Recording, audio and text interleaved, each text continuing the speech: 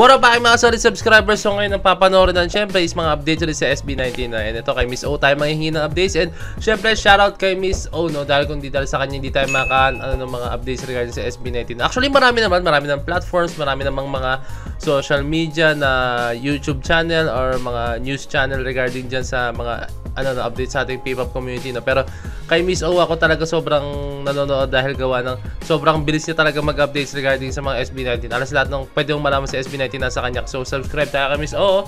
And ayun no, lahat ng video mapanood ko is credits kay Miss O. So ayoko nang patagalin pa. So without further ado, let's all watch this. Siguro ito yung tamang platform para sabihin ko na sorry. Kasi to be honest, ginawa ko siya not to hurt anyone. Nakakabilib ang ginawang ito ni Style sa episode 3 ng SB19 podcast. May share ako, tapos feeling ko ito na rin yung right platform para mag-speak up ako about sa bagay na yun. So kasi recently, parang nagkaroon ako ng guesting sa AOS. Tapos, sa end ng performance ko, umakyat si Kuya Christian, si Kuya Kenchan, umakyat sila. Okay. Tapos parang meron kasing isang part doon na sinabi ni Kuya Christian. Kasi alam ng mga taga-GMA na yung, di ba alam niyo naman yun na ginagaya ko si Boyet? Tapos okay. Yung time na yun, parang na ano ko na on the spot, sinabi, gayahin ko daw si ano, Boyet yung parang si Boyet. Yung may mentally challenged na character sa sabi, parang on the spot, sinabi ni Kuya Christian na gayahin ko si Boyet. So syempre, dahil nandun naman ako sa spot na yun, ginawa ko. Pero yung intention ko nun is to hindi naman, parang gayahin si Kuya Kenchan kasi yung situation. Kasi siya yung character. Sobrang iconic kasi yung show na yon maganda. It raises awareness sa mga ganong klaseng tao and pull off naman yung character na yon na maayos. Tapos nung ginawa ko, akala ko okay naman. So tapos na ganyan. Natuwa naman si Kuya Kenchan kasi parang nabigyan ko ng justice yung character. Kasi yun nga yung pinagawa i-portray. Tapos nung na-release na nga yung scene na yun, akala ko nung una, okay na. Tapos parang pagising ko kinabukasan, parang naging issue na siya sa Twitter. Talaga? Parang may mga nagko-call out na. Kailan? Kahapon. Fan din natin? Actually, ang nag-start, fan natin. Okay. Parang hindi naman siya talaga totally galit sa akin. Parang na-call out lang ako or parang kinall out yung guide action ko mismo. Kumbaga, na parang, sana hindi ganyan. Parang uncomfortable some of them sa ginawa ko. Siguro ito yung tamang platform para sabihin ko na sorry. Kasi, to be honest, ginawa ko siya not to hurt anyone. Hindi ko intention na i-mock yung someone. Out of entertainment purposes. Oo. Kasi nandun si Kuya Kenchan and parang sa tagal ko na siyang napapanood sa show na yon and ginawa ko siya before. Tapos, parang nandun pa yung tao na sila Kuya Christian, yung ibang mga singers. Sabi, gayahin mo nga si Kenchan. Ang sabi nga, gayahin mo nga si Boyet. So, tinry ko lang manggawin, imimik yung mismo, yung character mismo. Character niya. Yung taong may ganung disability talaga. Yan din minsan kumbaga parang bugso-bugso lang ng damdamin, makapag-comment lang. Pero I get the point nung 18 na gusto lang nila i-call out yung action. Totoo naman. Kasi and I accept naman yung mistake na yun and inaako ko naman. Kasi ayun nga, gets ko naman na may mga ganun din tayong fan na may ganun ding kapansanan. Pero alam mo, gusto ko lang din sabihin sa Estel na parang kasi parang ang hirap din na parang iisipin mo na lagi kang may ginagawang mali. Kasi hindi mo na magagawa yung mga bagay na purely maganda naman yung intentions mo. Yan din feeling ko yung mga bagay na talagang nakakapagpasira ng mind ng mga tao. Na parang feeling nila, kailangan hindi ko ito gawin. Or parang hindi na sila makapag-isip ng tama, hindi sila makapag-express. When purely, gusto lang naman nila, maganda naman yung intentions nila. Parang if you were in that position na pinagawa sa'yo, diba? Medyo medyo mapaiisip mo ba agad na ito yung effect lahat-lahat no? Siyempre, may mga tao rin nandun sa parang out of nowhere biglang pinagawa sa'yo. Kumbaga medyo kinailangan mo lang naman din siya for the good cause. Hindi mo naman agad maisip lahat ng consequences in that moment, diba? So, tapos ang nakakatuwa naman sa 18 kasi sila rin din nagsasabi na parang call out yung action but don't hate the person. Totoo. Kasi define parang naman, pag nasabihan naman kami, magigets naman namin and akuin namin kung ano yung mali namin. Pero sana, yung sa mga nagsasabi talaga ng mga below the belt na kung meron man or yung todo-todong pang-call out, sana isipin nyo muna kung talagang intention ba ng tao na manakit talaga.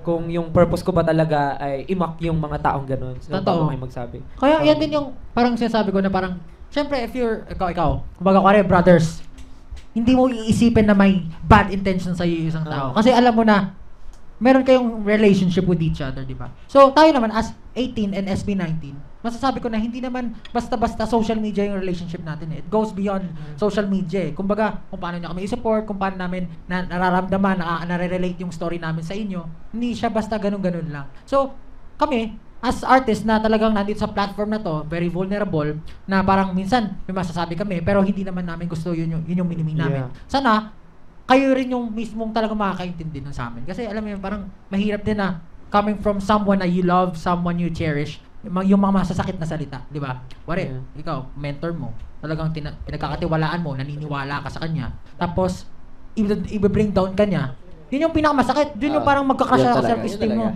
Diba? Yung mga malalapit or yun yung mga minamahal mo na tao, yun talaga yung mawasak sa'yo. Yung expect mo na makakaintindi sa'yo. Oo, di ba? Yun pa yung... So, ayun. Para sa akin lang. Ito, it breaks my heart na mismo yung mga fan, yung parang, ito, nagaling na mismo kay Stel, hindi nagaling sa akin Galing mismo kay Stel, yung mga fan mismo, yung parang nagbabash kay Stel that time Pero, hindi naman to the point na sinabi na binabash like sinasabihan ng bad things or what, Pero to the point na pinagsasabihan siya sa mga actions niya or what, Pero para sa akin kasi, hindi naman kagustuhan ni Stel yun, Tiyan mo, Christian, if I'm correct, Christian Bautista yun, And then, ibang host sa All Out Sunday, And mismo yung gumanap kay Boyet, Siya mismo nag-request kay Stel, And alam mo yun, sana alamin muna natin yung buong storya bago natin i-bash or bago natin talakan si Stel or what, Kasi, mahirap yung ganyan, Alam mo yun, buti matatag to si Stel, buti matatag si Stel sa mga gantong bagay, Kasi, believe me, may ilang na si Stel maging kung ano siya, yung kakulitan niya. Although na syempre parang nilimitahan na niya sa gagawin niya. Pero may ilang na siya. Hindi siya para sa akin may ilang na siya. Hindi niya magagawa yung mga bagay na parang masaya talaga siya. Pero, ayun nga, talaga kailan kontrolin mo sarili mo. Pero, for me, tingin ko talaga may mga offend doon. Pero, kailangan alamin mo natin yung side, Alamin mo na yung side kung ba't niya ginawa yun. Baka kasi bas na clip nun is putol, like gumanon-ganon si Stel, putol na yung clip, So, sana ilabas natin yung request mismo ng mga host, ni Boyet mismo, na para gawin ni Stel yun, Pero, yun lang, nakaka-sad lang, kasi si Stel naramdaman niya yun, na yung mismo mga fan na yun parang nag-aano sa kanya, So, wala tayong magagawa, ganun talaga ang industry, Wala tayong magagawa. SB19 nagsalita sa pagtatanggol ni Sir Chito sa kanila at sa mga pambabash na natatanggap nila. Mas maraming good things, marami ring bad things. Pero hindi naman ganun ka, parang, alam mo yun, kasi pansin ko, syempre, yun minsan na-affectuhan tayo mentally, kung may nakikita tayo sobrang pangit, alam naman natin yun. Pero dahil siguro, nasanay na tayo, or medyo alam naman natin yung ganitong industry, hindi naman talaga natin mapiplease lahat. Ang malala nga doon, kahit sa dami-dami mo nakitang magagandang bagay, yung isa na yun, pangit yung may malaking epekto sa'yo. Sim! Post ko lang yun, Tulad nito, maraming ganyan talaga as in, Tulad ng, ayoko na magbanggit, sino ba? Maraming artist na ganyan, maraming artista, maraming nangyari na ganyan, So, ayoko na magbanggit kung sino man yan, pero meron na akong kilala, isang tao siya, sobrang dami niya natulungan, as in, sobrang dami talaga, as in, nagpapa-charity pa siya, pinagtatanggol niya yung mga taong ganito, pinagtatanggol niya yung mga gantong tao, tapos nagkamali lang siya once, dumating sa point na parang, ako na, tawag ko dito, na gets ko yung point na kung ba't siya nagkamali, kasi parang pinagsabihan niya or tinalakan niya ang isang tao na parang mas may alam sa kanya, mas nakakaangat na, which is parang mali na yung pinaglalaban niya, tapos nag-backlash sa kanya, pero maganda pa rin yung intention niya, yun lang, parang yung taong to, tinatalakan niya, pero parang mali na rin yung sinasabi niya, parang lumalaban pa rin siya kahit although mali na, pero ayun, isang pagkakamali lang yun, nilamon lahat ng mga pagkakamali na yun, yung mga magandang nagawa niya, So, sana wag na tayong patalo sa mga bagay na ganito, kasi yung mga bagay na ganun, ayun yung magpapadown sa mga idol natin. Ako, idol ko talaga yung tao na yun, Pero, hindi ko siya sinukuan talaga as in, hindi ko siya sinukuan, like, binash ko rin siya. Hindi, I mean like, parang pinagtanggol ko siya, ako personally, piniem ko pa talaga siya. Even though alam ko hindi niya nabasa, sobrang dami nag-PM sa kanya. Piniem ko pa talaga siya nang sinabi ko like, Hindi ko matanda ba sinabi ko, like, tuloy-tuloy nyo lang po yan. Andito pa rin ako nakasuporta sa inyo. Alam nyo naman yung ginagawa nyo. And, go lang, blah, blah, blah, something, gano'n. Pinalakas ko lang. Sa dami na tinulungan nyo sa isang pagkakamali nyo, hindi namin kayo tatalikuran. Parang ganyan yung sinabi ko, mga ganyan. So, ayan, ganyan din naramdaman ng SB19. No? So, ayun lang, sinare ko lang naman. No? So, grabe talaga. Pag nagkamali ka, grabe, kahit isang beses ka nagkamali, grabe yung pagpupuna sa'yo ng mga tao. Ayun yung parang sad reality talaga. Sample? Mahirap sa sobrang. Nang babash, gano'n. Kumbaga, kahit anong magandang pinakita mo, pag may nakita silang, kasi may tao talaga na kahit anong mangyari, you deny it or not, may tao talagang ayaw sa'yo eh. Oo, totoo yan. Hindi mo mapiplease. Tama. Kumbaga, gaya nga ng sinabi, di ba? Parang, pag naglagay ka ng painting sa wall, na puti lahat, tapos may isang dot lang na mark. Yung dot lang makikita. Dot lang mapapansin na. So, it's like that na parang, kahit gaano kagandang pinapakita mo sa social media or sa harap ng maraming tao, pag may nagawa kang mali, ano man. Kahit hindi mali, di ba? Oh, kahit hindi mali. O parang ano lang sa kanila, parang... Hindi pareha sa beliefs nila. Hindi pareha sa beliefs nila. Gagawa nila ng paraan yan para maging negative yung maging malaki. Ipaparating nila sa ibang tao. Kumbaga, magpapakalat sila ng fake or kahit ano man para sirain ka nila. Kasi... Ayaw lang talaga sa'yo. Ayaw lang talaga. Pero in fact, magkaiba lang kayo ng beliefs. Magkaiba kayo lang yun, di ba? Yan dapat hindi nagsasalita against someone kung ano naman. Totoo. Hindi naman agad ganun. Kaya nabasa ko nga rin yung mga comment ni Sir Chito Miranda doon kay Stel na parang syempre pinupuri niya si Stel kasi nga very talented, very outspoken talaga natutuwa niya yung mga tao. Tapos parang may comment doon sa post niya na yung mga SB19 yan, ano naman yan, bading naman yan or ano naman, wala namang ambag yan sa nagamit pa rin. Lalo lang sinisira daw yung industry, yung music industry. Wala ni reply ni Sir Tito Miranda na sa comments? Kung hindi mo trip, sa comments. Kung hindi mo trip yung music nila, wag mo na lang pakinggan. Hindi mo naman kailangan kutsain yung pagkatao nila. Di ba? Kumbaga, ganun sana dapat lahat ng mindset ng mga tao, no? Na para kung hindi mo trip. Wag mo lang pakinggan. Wag ka na magsalita. Wala naman sila ginagawa sa'yo, di ba? Parang punong-puno ng hate. Pero, hindi ko talaga maiiwasan yan. Minsan, nasarap din reply yan eh. Ganun ka diba? Dahil ayaw lang talaga nila sa'yo. Dahil ayaw lang talaga ng...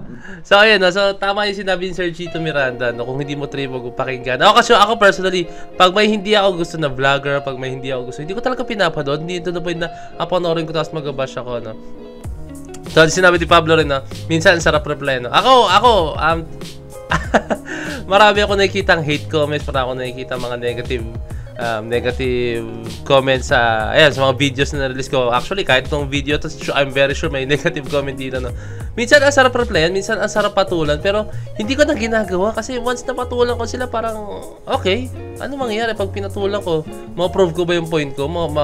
Mayaano ko ba sa isang taong yun yung pinaka-point ko, no? So, ang ginagawa ko na lang talaga, hinahayaan ko na lang, basta babasahin ko yan, okay, sige, basta yung susunod na video ko is gagalingan ko na lang hanggang wala siyang masabi, na, and as long as masaya naman ako ginagawa, wala akong pakialam, no? Minsan, tulad sa ni Pablo, sabi ko, ang sarap patulan, pero hayaan mo na. Kasi once napatulan mo yan, uulit at uulit yan. Hayaan mo siya magsawa na mag-comment. Hayaan mo siya magsawa na mag-comment ng paulit-ulit. Tapos hindi mo lang pinapansin. Hayaan mo na. Kailan na. Para sa akin, tingin ko, ayun ang ginagawa ng ibang artist, no? Parang, dead mo na lang sila. Mag-asawa din yan. Parang gano'n. Tulad ng mga issue. Dapat, di ba, sobrang dami ng mga issue, no? Like, ang dami pumuputakte pag nagkaroon ng basher isang tao, isang artist. Puputaktihin ka niyan. Pero pahupain mo na yung issue, 1 week or 2 weeks, mawawala na rin yan, believe me, no? Tayo nyo.